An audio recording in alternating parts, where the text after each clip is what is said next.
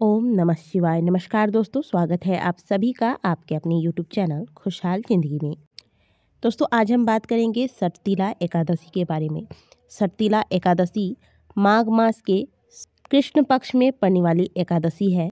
इस दिन तिलों का ज़्यादा से ज़्यादा प्रयोग किया जाता है। 6 प्रकार से तिल के प्रयोग बताए गए हैं, जिसकी वजह से इस एकादशी का नाम सटतिला एकादशी रखा गया है। इस दिन भगवान विष्णु की पूजा खासकर तिलों से की जाती है। वैसे तो पूरे माघ महीने में तिल का प्रयोग भगवान विष्णु के पूजा में करना चाहिए, लेकिन अगर आप माघ स्नान नहीं करते व पूरे माघ महीने में भगवान विष्णु की पूजा तिल से नहीं कर पा रहे हैं, तो आज के दिन में आपको भगवान विष्णु की विशेष पूजा करनी चाहिए। तिल का भोग लगाना चाहिए, तिल से ही पूजन करना चाहिए, तिल से हवन करना चाहिए। और एकादशी उपरांत द्वादशी तिथि में व्रत खोलने से पहले जो आप दान करते हैं, इसमें आपको तिलों का दान करना चाहिए। एकादशी तिथि में सभी को चावल का त्याग करना चाहिए। जो लोग व्रत रखते हैं वो तो चावल का त्याग करेंगे ही, लेकिन जो लोग व्रत नहीं रख पाते हैं किसी वजह से, उन्हें कम से कम चावल का त्याग आज के दिन अवश्य करना चाहिए। जो व्रती हैं उन्हें एकादशी उपरांत द्वादशी तिथि में पारण करने से पहले कुछ न कुछ दान अवश्य निकालना चाहिए और सटतिला एकादशी में तिल का दान करना चाहिए।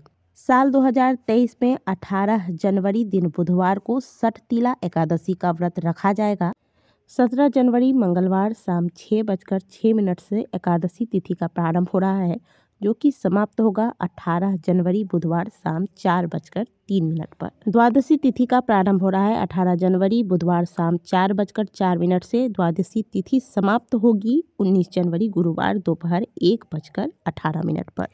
एकादशी का व्रत हमेशा द्वादशी तिथि को सुबह सूर्योदय के बाद शुरुआती 2 से 3 घंटे के अंदर में शुभ मुहूर्त पर खोल लेना चाहिए।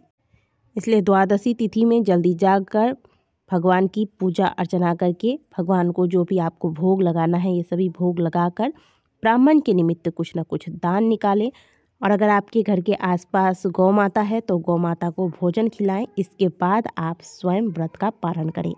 सटतिला एकादशी के पारण का शुभ मुहूर्त होगा सुबह 7:15 से लेकर 9:29 के अंदर में आपको पारण कर लेना है। देखिए, यदि आप व्रत नहीं कर पाते हैं तो भी कोई बात नहीं, लेकिन सटतिला एकादशी के दिन भगवान की पूजा अर्चना आपको तिल के 6 प्रयोग करते हुए अवश्य करने हैं।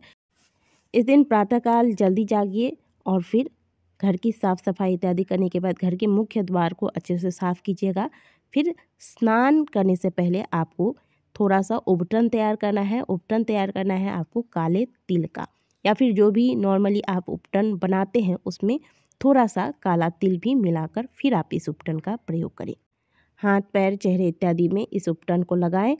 और फिर जो स्नान का जल है इसमें आप थोड़ा सा गंगा जल और थोड़ा सा काला तिल मिलाकर फिर इस जल से आप हर हर गंगे या फिर ओम नमो भगवते वासुदेवाय, ओम नमो भगवते वासुदेवाय, हरे कृष्णा इस प्रकार से मंत्रों का जाप करते हुए स्नान करें।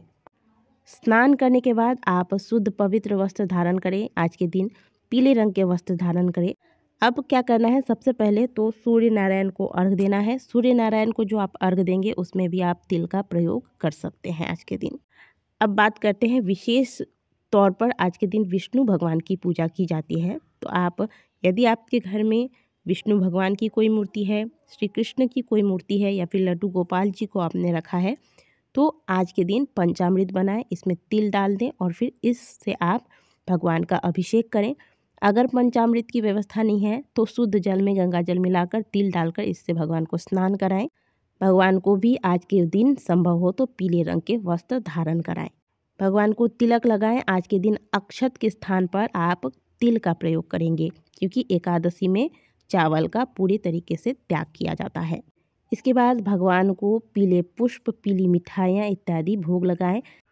तुलसी की माला तैयार करें और भगवान को तुलसी की माला अर्पित करें।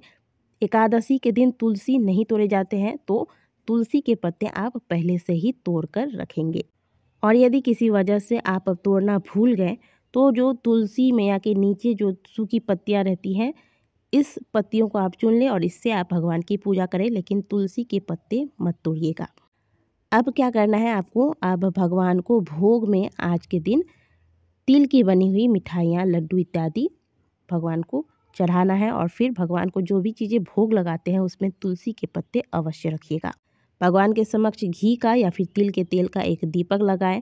विष्णु सहस्त्र नाम का पाठ करें या फिर सठतीला एकादशी व्रत की कथा का श्रवण करें या फिर इसका पाठ करें।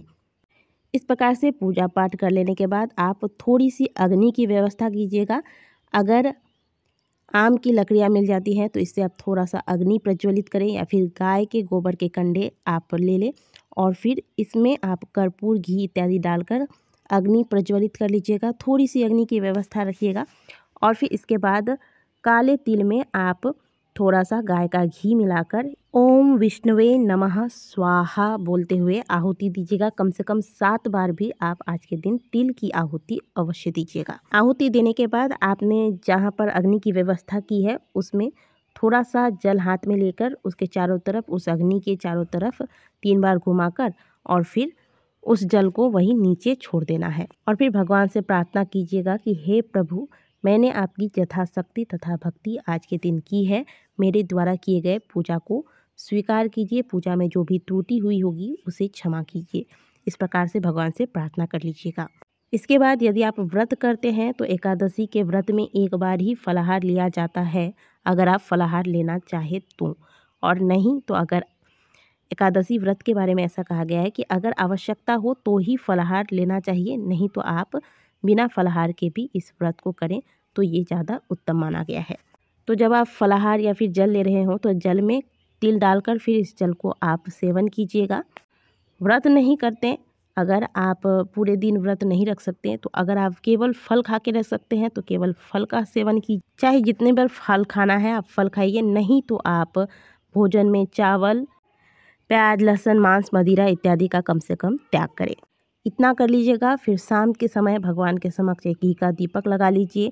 भगवान के नामों का थोड़ी देर कीर्तन कीजिए। विष्णु सहस्त्र नाम का पाठ कीजिए। संभव हो तो आज के दिन रात्रि जागरण कीजिए, नहीं तो कम से कम जितना समय आप एक्स्ट्रा जाग सकते हैं उतना समय में भगवान के नामों का कीर्तन कीजिए, भगवान के नामों का स्मरण कीजिए, उनके मंत्र जाप को कीजिए। इतना करके आप बिना व्रत किए भी भगवान विष्णु की कृपा प्राप्त कर सकते हैं। जो लोग व्रत करते हैं उन्हें द्वादशी तिथि में पारण करने से पहले ब्राह्मणों के निमित्त कुछ न कुछ दान अवश्य निकालना चाहिए। सठतीला एकादशी में तिल के दान का विशेष महत्व है, तो तिल का दान अवश्य कीजिएगा। आशा करते हैं कि दी गई जानकारी आपको अच्छी लगी होगी। वीडियो अच्छी लगी है तो वीडियो को लाइक कीजिएगा। कमेंट बॉक्स में जय श्री हरि विष्णु अवश्य लिखिएगा। मिलते हैं आपसे अगले वीडियो में, तब तक के लिए ओम नमः शिवाय, हर हर महादेव।